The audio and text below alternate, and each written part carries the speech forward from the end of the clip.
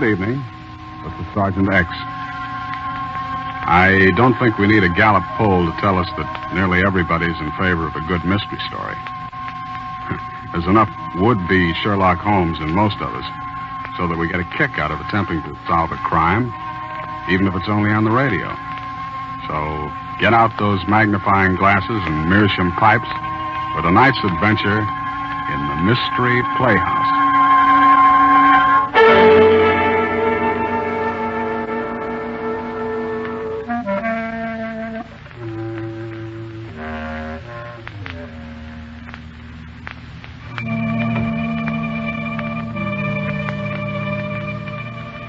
Tonight, the Mystery Playhouse gives you amateur sleuths a chance to exercise your talents. We invite you to match wits with the author of tonight's story, Earl Derr Biggers, creator of the Charlie Chan series, and see if you can solve his mystery before the solution is finally given. You will be presented with a murder and 5 likely suspects. And if you catch the various clues as they come, you'll be able to put your finger on the murderer before the curtain falls. And here is a hint to the most important clue of all. It's contained in the title of tonight's tale, 50 Candles. Good hunting.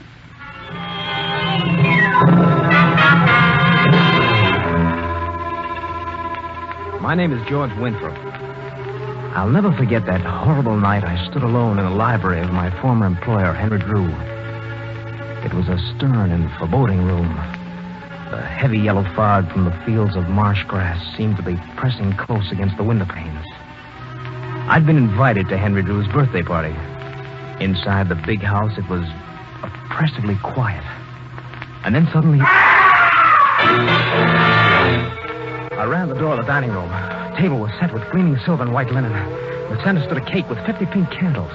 I took a few steps across the room and stopped, horrified. There was a body on the floor.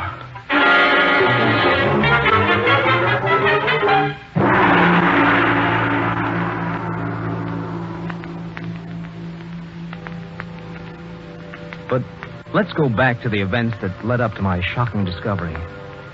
4 years ago, Henry Drew, the San Francisco millionaire, had hired me to take charge of a copper mine in China. The mine had been a failure, and Drew promised that if I could make it pay, he'd reward me with a third interest in the property. Well, after 4 long, hard, and successful years in Yunnan, I returned to Shanghai to see Henry Drew. Yes, Winthrop, you've done a splendid job, and I'm proud of you. Well, thank you, sir. It was a tough job. I think I really earned my third interest in that property. What? A third interest? Oh, yes, sir. You remember. You said if I could make the mine pay, you'd give me, in addition to my salary, a third interest in the property. Why, you must be dreaming, boy. That's ridiculous. I never made any such promise, and you know it. But you gave me a word. Well, I assume that you have a witness. Of course not, but I fulfill my end of the bargain. I demand that you keep yours. Oh? And I'll accept it. Accept what? Your resignation. Oh, so that's it. Well, you won't get away with it. I'm going to... Oh, am I interrupting something? Not at all. Come in, Carlotta. Have you finished your business? Yes, my dear. We're quite through. Through? Mr. Winthrop, I suppose you'll be glad to get back to the States. Yes, Mrs. Drew. Good day, Mr. Drew. I'll see you in court. I was young and ambitious, and this act of injustice seared my mind with hatred for Henry Drew. Well, I booked passage as soon as I could to San Francisco.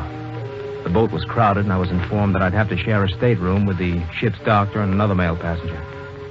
When I went on board and down to my stateroom, I found that already... Make yourself comfortable, Mr. Winthrop. Oh, thank you, Dr. Parker. There'll be another gentleman in here, they tell me. Put my bags in here, Hung. Yes, Mr. Drew. Oh, hello, Doctor. Huh?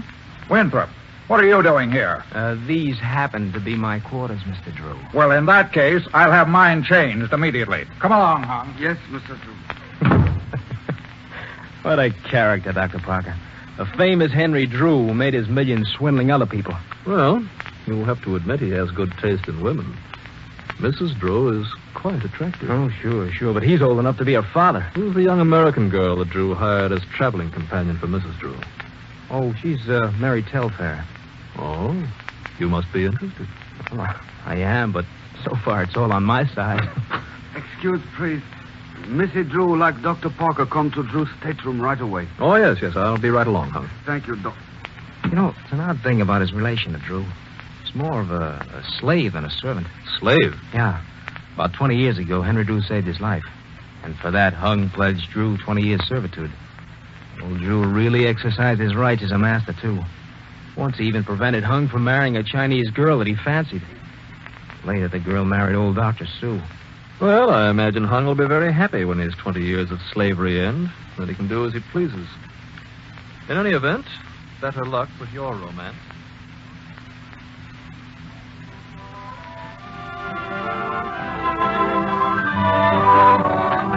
Yes, Mary, it's really been very funny. Old man Drew couldn't get another stateroom, see? So he's had to make the best of an uncomfortable situation, bunking with me. I can imagine. But he's really been very nice to me. Well, who wouldn't be nice to you? George, look down there on deck. Oh, yeah. Dr. Park and Mrs. Drew, huh? Yeah, they're going into Drew's stateroom. I wish I had her clothes. And her money. Yes, I think the good doctor has more than a professional interest in Mrs. Drew.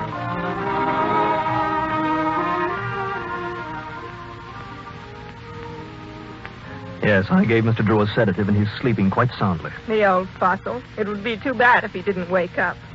Couldn't you arrange matters, Doctor? No, Carlotta, that would be too obvious. I think we'll just have to be patient and let nature take her course. Uh-oh, here comes Hung. Excuse, please, Missy Drew. Mr. Drew asked me to tell you he would have dinner 8 o'clock. Very well, I'll be ready. Thank you. I told Mr. Drew. He knows more about Henry's personal affairs than I do. Well, what about Drew's son, Mark? Has he made up with his father? I remember they quarreled years ago. No, he's a lawyer, and he has no use for me. He thinks I married Henry for his money. And just between ourselves, Doctor, I think he was right.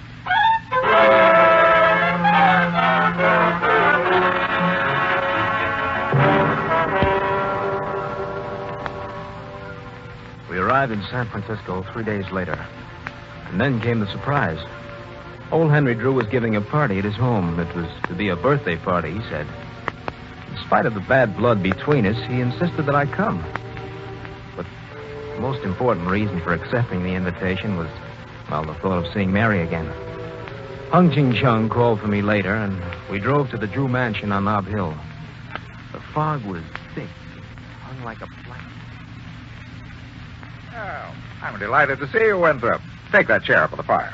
Thank you. I've been thinking over our little business discussion. Please, Mr. Drew, let's not spoil your party with business. My lawyer will call on you tomorrow. All right, boy. Evening, gentlemen. Oh, hello, Mary. You look beautiful. Pretty as a picture, Mary. Well, thank you, kind sir. Excuse it, please, Mr. Drew. Yes, what is it, Hung? With your permission, I will go to my room. All right, Hung. But be back in time to serve dinner. Yes, Mr. Drew. Thank you. I don't imagine you two will object to being left alone for a moment. I want to have a look at the table. I want to be sure all 50 candles are on the cake. Excuse me. I wonder whose birthday we're celebrating. Search me. He said 50 candles. That lets him out. He must be well over 60. Yes. His son Mark is coming, but his young men well under 50. Well, perhaps it's for Drew's partner, Dr. Su Yen Hun. Mary? Oh, Mary. Oh, dear. Now, what does she want? I'll be right back. It was then it happened. When everyone was upstairs but myself, I was standing alone in the Drew library. It was oppressively quiet. Suddenly I heard... I ran to the door of the dining room. A French window stood open to the fog. I took a few steps across the room. The table was set with gleaming silver and white linen. In the center stood a cake with 50 pink candles. Another step, and I stopped, horrified. Henry Drew was on the floor with a knife in his chest. Mr. Drew! Mr. Drew! There's the candles.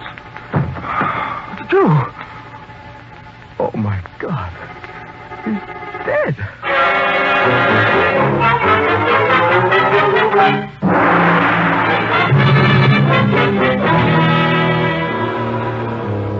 I was shocked and horrified as I stood there in the Drew dining room with Henry Drew's dead body at my feet. I stepped quickly to the open French window and saw a dark shadow across the lawn which disappeared in the twinkling of an eye. I heard running footsteps on the gravel path outside. The Without thinking of the danger or consequences, I stepped out on the veranda, stumbled down the stairs, and tried to follow along the path. And then suddenly... Hey, look out. Good Lord, Winthrop. Oh, Dr. Parker, am I glad to see you? Well, what in the world are you doing out here? Something terrible's happened. Well, what is it?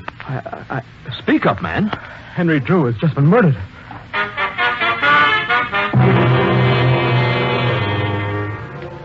We returned to the Drew house, and I met Mark Drew, Henry Drew's son, for the first time. A good-looking, brisk young man of 35. He'd been detained and arrived at the party just a few minutes before I found his father dead. A few minutes later, Detective Sergeant Barnes arrived. He was a cool, quick little man and all business from the word go. After a brief investigation in the house and outside, he ordered us to the library. All right. Quiet, everybody. I have here the place cards of the guests for this birthday party. Mr. and Mrs. Drew, Miss Telfair, Mr. Winthrop, Dr. Parker, Mark Drew, and Dr. Soo-Yun Hun. Oh, Mr. Drew. Oh, yes, sir. Dr. Soo-Yun Hun is a few doors down the block, doesn't he? Yes, he does. He's the only guest who hasn't arrived. I wonder if you'd mind sending one of the servants to his house and ask him to come over here. Of course, Sergeant. I'll be glad. Now, we'll start with you, Mr. Winthrop. What happened? Well, I was standing in here alone when suddenly I heard somebody cry out. I ran into the dining room and saw Mr. Drew on the floor. He was dead. Did you see a knife or any other weapon? I didn't look for one. I heard footsteps outside on the path, and I went through the open French window and tried to follow him. Then I got lost in the fog and bumped into Dr. Parker. He came in, and that's about all. What's your position here? A friend of Henry Drew? Decidedly not. I was a former employee. Decidedly not. What do you mean by that? Sergeant, may I speak? Why, yes, Mrs. Drew. Mr. Winthrop was employed by my husband in the Yunnan mine in China. Mr. Winthrop claimed that my husband had promised to reward him with a third interest in the mine he managed. Well, that's true. He did. He claimed he'd been treated unfairly and quarreled violently with my husband, who dismissed him. Well, that's not true. I resigned. But you admit there had been bad blood between you and Drew. Well, yes, I do. Mrs. Drew, what were you doing at 7:30? I was in my room. Miss Telfair was helping me to dress when we heard the cry. What then? Miss Telfair started out of my room. I tried to leave, but you held me back. Naturally, I was frightened. Dr. Sue should be here shortly, Sergeant. Good. Where were you, Mark, when your father was murdered? I was on my way here in a cab. Well, I'll check that later with the driver. But for the time being, I'll assume that clears you. Well, you certainly don't suspect me. I suspect everyone until he's proven innocent. Who's that? Oh, that's Hung Chin Chung, my father's servant. I see. Come here. Yes, Mr. Officer. Oh, Sergeant, I'd like to put in a word for Hung. You see, he's been in my father's service for 20 years. I'm sure he's the sincerest mourner here tonight. It's good to have such honor in the eyes of my master's son. Tell me, Hung, where were you at 7:30? In my room on the 4th floor. My master gave me permission to go there. Mr. Winthrop, hear that? Yes, that's right. Did you hear the cry? No. When I came downstairs, I found my master was dead. All right, Hung. Suppose you go out and fix us some coffee. Yes. Now, Miss Telfair. Yes. What about you? When I heard Mr. Drew scream, I ran downstairs. I looked in the dining room Yes? and saw Mr. Drew. Yes, go on. I screamed and ran from the room. Did you see a weapon of any sort? A knife? I scarcely looked. I was frightened. Then Mrs. Drew rushed in, and when she saw the body, she almost fainted. I went upstairs and got some smelling salts. Came down here. When you took the time to get the smelling salts for Mrs. Drew, you went to your own room first, didn't you? Yes. You wanted to hide something you'd picked up from the side of the dead man in the dining room. Well... Under your mattress was a pretty obvious place to hide this jade-handled Yes. Chinese knife. Yes, but... No, I know it was the worst thing I could have done, but I was so excited I didn't think. Mary, you did that for me. Oh, you're wonderful. Then this is your knife, Mr. Winthrop.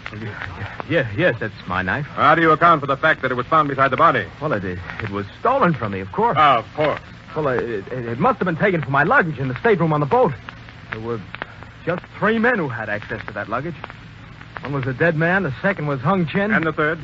Dr. Parker. Nonsense. What motive would I have? Motive enough. A secret love affair with my father's wife that's been going on for more than a year. Lust for money and a well-known lack of scruples, my dear doctor. I tell you I didn't steal Winthrop's knife. Why not? A man who would steal another man's wife would hardly stop at the theft of a dagger. Never mind, Mark. I'll take that.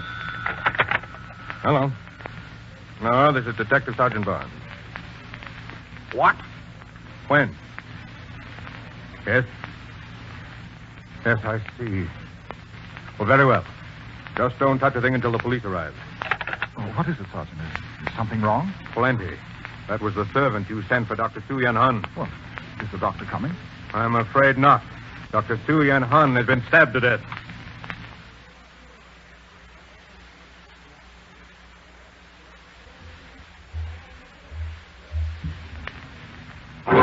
Why, that's incredible. Now, wait a minute. Let's not get hysterical. I think we should know something. Hysterical! 2 murders and the second one right under your very nose. I demand that you do something. No one is safe. Please, Mrs. Drew. Sergeant, I demand that you release all of us. Since we were with you, we obviously could not have Stand committed up, Parker. You weren't with me when Drew was killed. Are you implying that... I'm implying nothing. For the last time, may I point out that everyone in this house is under suspicion until this murder is solved. Everyone? But I was upstairs and my husband was stabbed. And so is Miss Telfair and Hung Chin. So what? Any one of the three of you could have gone down the back steps, out the back door, through the garden, entered the French doors, killed Henry Drew, and then returned the same way without being seen. One moment, Sergeant. May I say a word? Yes, of course, Mark. Well, it occurs to me there's one important link in this mystery that hasn't been explained. The 50 birthday candles. 50 birthday candles? Yes. Whose birthday is this anyway? Father was 69, Dr. Sue was over 70. Look, may I speak to you privately? Well, all right, come along. Mary, I didn't kill Henry Drew. You believe that, don't you? Yes, George. Oh, and that's all that matters. No matter how this evening ends, it's taught me one wonderful thing. That you love me. All right, everybody. I have an important announcement. My investigation is at an end. You're all free to go now, except George Winthrop. Hey, Of course, you will be called later as witnesses. Sergeant, you don't mean this. No, it isn't true. I'm afraid it is, Mary. George Winthrop, I arrest you for the murder of Henry Drew.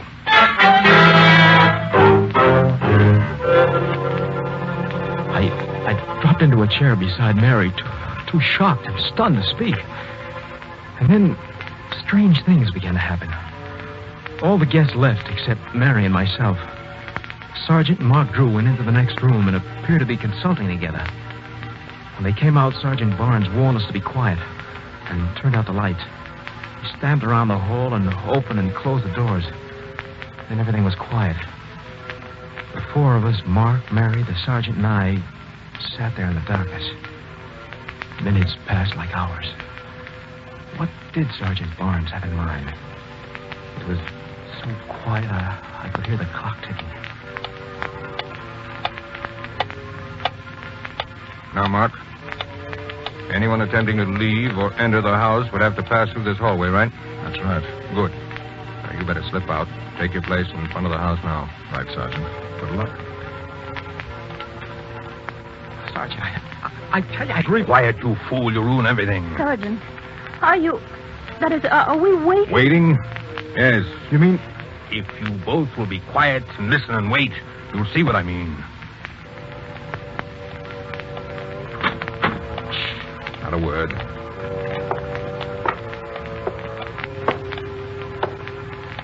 George, he has something in his hand. Oh, no, you don't? Well, that takes care of that. What happened? Who is it? The murderer. Who else? You said that George... No, not George. Turn on the light, Mary, and you'll see. The light, yes. Never mind, I have it. Good Lord. It's Hung Ching Chung.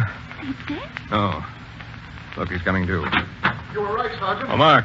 I caught Marley, the Chinese girl, outside in the car. Your men are holding her. A Chinese girl. Who's Marley? Marley is the wife of Dr. Su Yan Hun. She killed Dr. Sue? No. Hung committed both murders. But the two of them planned to run away together. That's why Hung had the suitcase with him. Well, then you mean you don't think that... No.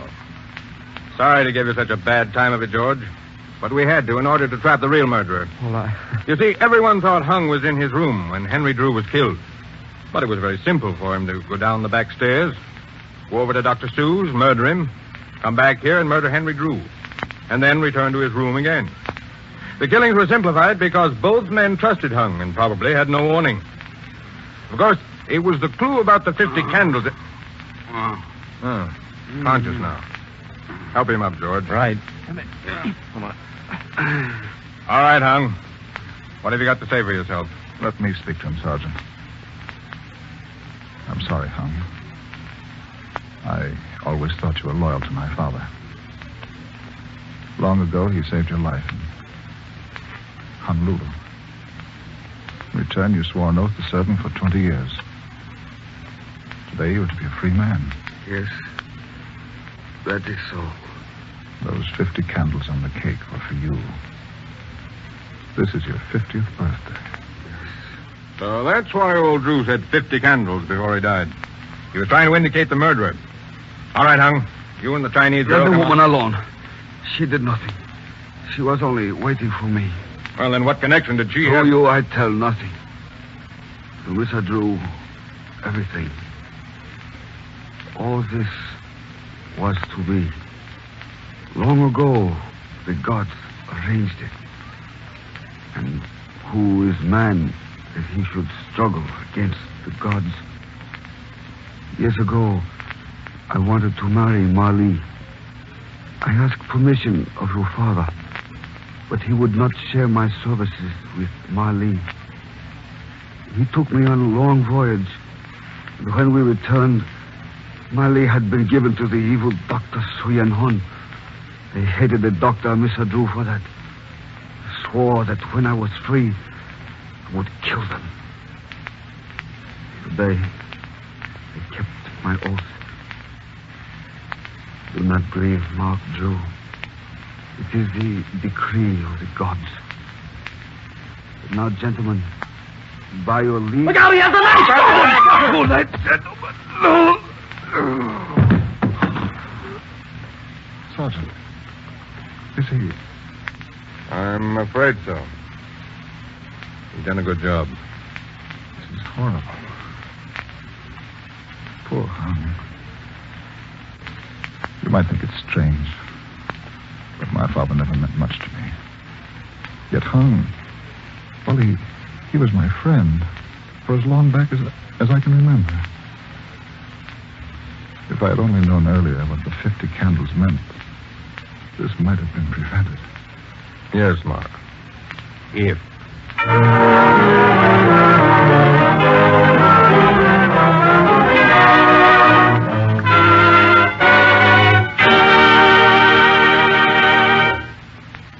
Well, that's the curtain on tonight's mystery, 50 Candles. How did you do? Were you able to outsmart the author and put the finger on the murderer? Or did you just jump from one suspect to the other, finally drawing a blank? Well, if you got it right, congratulations.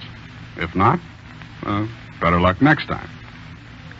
Say, before you put those detective tools away, follow me to the green room and see if you can't pick up a clue or two about our next performance in the Mystery Playhouse. Follow me, please. Come.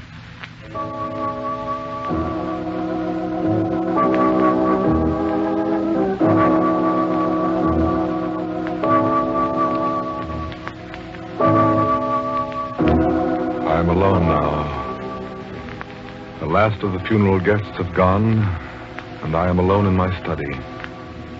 There's been a queer sense of freedom in the house since the coffin was carried away. The coffin that now lies hidden in its solitary grave beneath the brown earth. Claire is dead. She was my wife, and yet I feel no sorrow. Little wonder. It was I who murdered her. Yes, I murdered her, but it was done too cleverly for anyone to suspect me. The power of mind over matter. Now that I look back on it, I marvel. Less than a month ago, she was strong and healthy. Then I began working on her ignorant fears, convincing her that she wasn't well. I could almost see the seeds taking root. Her appetite left her, and she began to complain of stomach pains. She took to bed. The doctor, stupid fool, could find nothing wrong, but it was clear he was worried. I waited patiently, letting her tortured mind ravish her body. And then one evening, I walked into her bedroom. There was a cup of broth on her night table. In the half-darkness, I dropped the white powder into the broth. 5 grains of arsenic. An hour later, she was dead.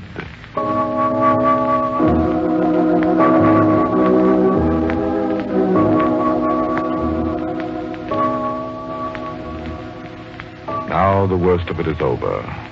The long night when she lay cold and still in her room adjoining mine. The funeral, the tearful platitudes of our friends, the weeping and wailing. Over, done and gone with. The money is mine to do with as I please. No longer will it be doled out to me at her whim and pleasure. All mine. I shall close the house. No one will question that the memories of familiar things are too keen to bear. But first I must discharge the cook and the housemaid. Immediately. Come in. You wanted to see me, Mr. Goddard? Oh, yes, Hannah. Come in and close the door, please. Yes, sir. What's that you're carrying? It's a picture of the madam. I found it in the attic, and I polished the silver frame. I thought you'd like to have it, sir, to remind you. Oh, yes, of course. Thank you, Hannah. It's a very good likeness. That is, until she was taken ill. I never saw anyone change so fast. It's the nature of her disease, Hannah. Somehow I can't believe she's gone. Every now and then I have a queer feeling that she's still here. You're just upset. I have a feeling she wants to tell me something. Hannah, please. I didn't mean to talk about it, but I keep listening for a voice, waiting to hear what she wants to tell me. When they took her out of her bedroom, I wouldn't let Millie straighten up. I wanted to do it myself. And there, on the night table, was the last thing I'd brought her. A cup of broth. She drunk part of it, but... Hannah, I'd rather not discuss it. I'm sorry. I shouldn't really go on like this, not after what you've been through. Waiting on her hand and foot. I wondered why you didn't hire a nurse those last weeks. Oh, I preferred to do it myself. I was afraid a nurse would have alarmed Mrs. Goddard. Yes, and they're always prying into what doesn't concern them, aren't they? They think they know more than doctors do. Of course, some doctors don't know much at that. Mrs. Goddard couldn't have had a better doctor. And nobody could have done more for her than you did, sir, I'm sure. There are few husbands would have done what you did. Very few. You wanted to speak with me about something, sir? It's not important, Hannah. It can wait for another time.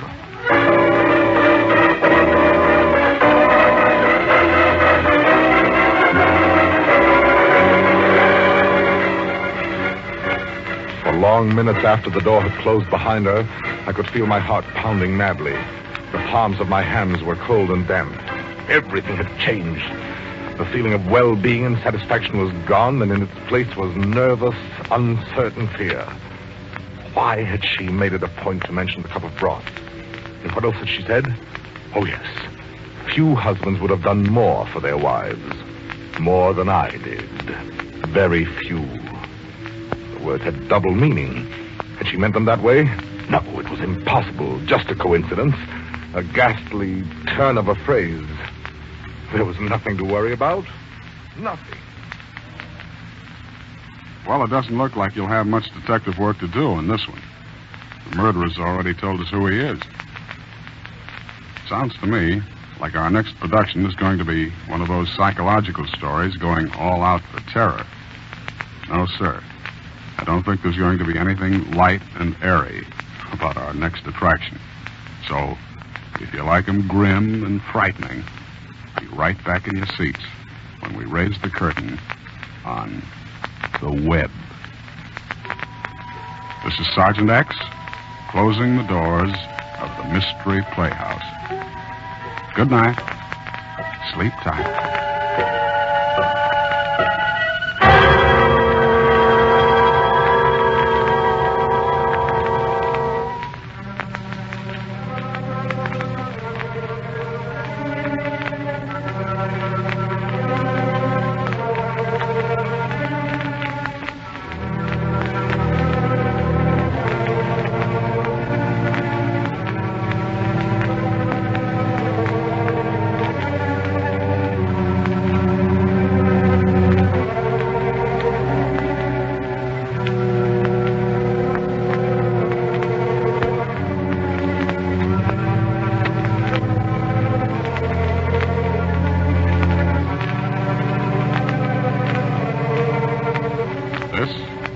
Armed Forces Radio Service.